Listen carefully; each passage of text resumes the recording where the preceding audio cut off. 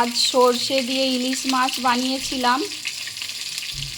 আপনারাও একবার এভাবে ট্রাই করে দেখবেন, খেতে অসাধারণ লাগবে। আপনারা পুরো রেসিপিটা দেখতে থাকুন আমি কিভাবে বানাচ্ছি। এখানে ইলিশ মাছ নিয়েছি আর এখানে আছে পেঁয়াজ টুকরো টুকরো করে নিয়েছি, এটাকে পেস্ট করে নেব। এখানে সাদা সর্ষে, কালো সর্ষে, জিরে, কাঁচা লঙ্কা এগুলোকেও সব একটা পেস্ট বানিয়ে নেব। আর এখানে কিছু গুঁড়ো মশলা আছে, হলুদ গুঁড়ো, লঙ্কা গুঁড়ো, নুন, জিরে গুঁড়ো, ধনে গুঁড়ো আর কতগুলো গোটা জিরে নিয়েছি। পেঁয়াজটাকে ভালো করে পেস্ট করে নিয়েছি, এটাকে একটা জায়গায় ঢেলে নেব। একইভাবে জিরে, ধনে আর কাঁচা লঙ্কা, সর্ষে এগুলোকেও একটু সামান্য জল দিয়ে এটাকেও পেস্ট করে নেব। এটাকেও ভালো করে মিহিন করে পেস্ট করে নিয়েছি। এবার ইলিশ মাছটাকে ভেজে নেব। ইলিশ মাছটায় হলুদ আর নুন দিয়ে ভালো করে এটাকে মাখিয়ে নেব। আর এখানে কড়াই বসিয়ে দিয়েছি, কড়াটা গরমও হয়ে গেছে, এতে সরিষার তেল দিয়েছি। ইলিশ মাছটা সরিষার তেলে রান্না করব। সরিষার তেলে রান্না করলে এটা খেতে ভালো হয়। একে একে করে মাছগুলো এতে দিয়ে ভেজে নেব। তেলটা গরম হয়ে গেছে, এতে এই মাছগুলো দিয়ে দেব। দিয়ে মাছগুলো বেশি ভাজবো না, হালকা হালকা করে ভেজে নেব। মাছগুলো সব একটু ভেজেছি, হালকা, বেশি ভাজিনি। সব তুলে নেব মাছগুলো।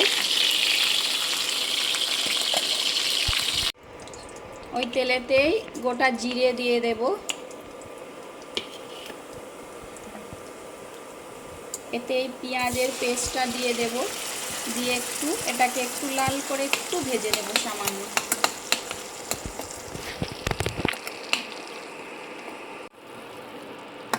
পেঁয়াজটা ভালো করে ভাজা হয়ে গেছে, এতে এই গুঁড়ো মশলাগুলো দিয়ে দেব। আর একটু কালো জিরে নিয়েছি, এটাও এতে দিয়ে দেব। দিয়ে সামান্য এতে একটু পানি দিয়ে দেব। দিয়ে এটাকে ভালো করে মশলাটাকে একটু কষিয়ে নেব।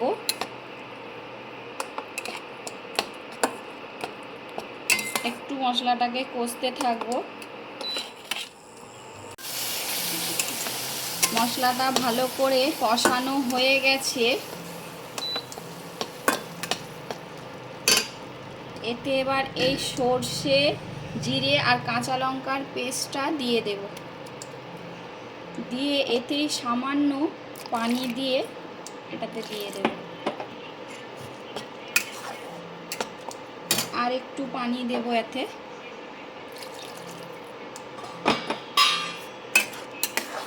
দিয়ে এটাকে চাপা দিয়ে দেব,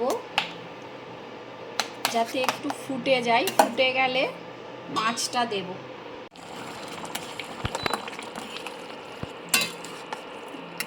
ঝোলটা অনেকটা ফুটে কমে গেছে, এতে এবার এই মাছগুলো দিয়ে দেব।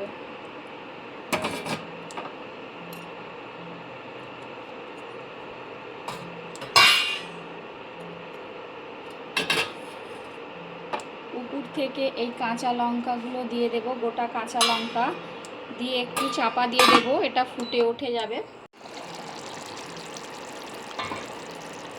এটা এবার খুলে দেখে নিচ্ছি, হয়ে গেছে এটা। তরকারিটা হয়ে গেছে, নুনও চেক করে নিয়েছি, একদম পারফেক্ট হয়েছে। আপনারাও এভাবে একবার ট্রাই করবেন।